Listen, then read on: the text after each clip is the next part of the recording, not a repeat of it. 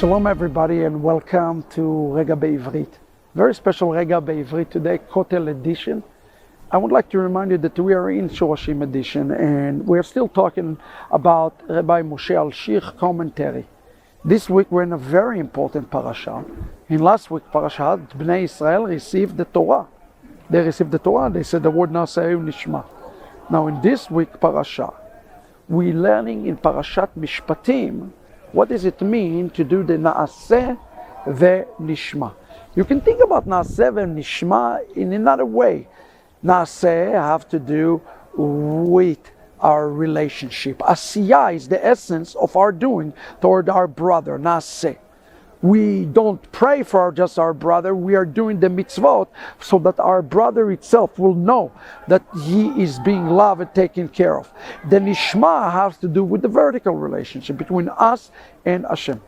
In the parasha this week, in Exodus chapter 23, there seems to be something very much out of odd. You see, we receive the Torah, then God defined for Israel all the Mishpatim. What does it mean to love your neighbor as yourself? You see, to say I love my neighbor without defining it, it's just half of the equation. Therefore, we all have to be mindful of those things that even in the halachot we need to. For example, if you love your neighbor as yourself, you should learn halachot about Shmirat Lashon, the taming of the tongue, for example, okay? Shmirat Lashon. That will be an example of that kind of thing. So just give an example for everybody to understand.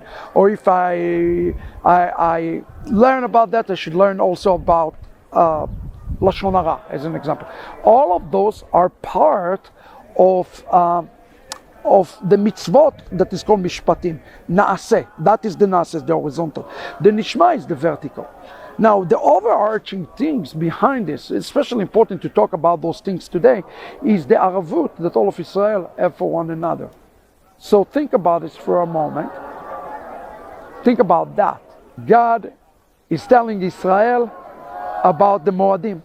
All of a sudden we talk about the Moadim. Why all of a sudden we have the Moadim inside of all of those things? You see, the reality is that all the Moadim come from the word edut, ed, testimony, testify. If we take the Moadim and we do not meet the Moadim in unity, in essence, we don't celebrate in the same way, the same one heart, one accord, we also cannot be Naaseh toward our brother. Because the reality is, I'll give you an example here for a moment. My tefillin had a rip in it, and I could not see it because it's on the back of my back. So a man was passing by and he said, excuse me, there is a problem with the tefillin. So I had to go and fix the tefillin.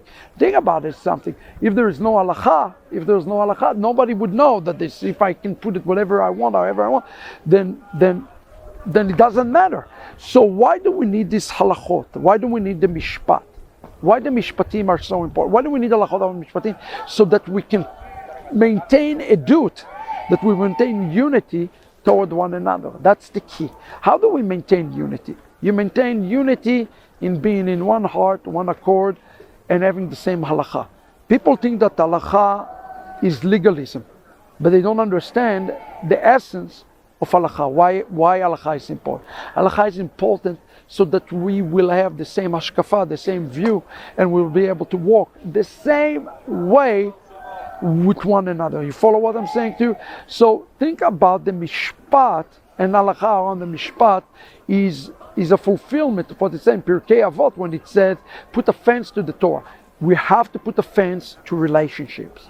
And the word for us today in Parashat Mishpatim is to put a fence to the mishpat. Put a fence to the relationship with one another. Put a fence to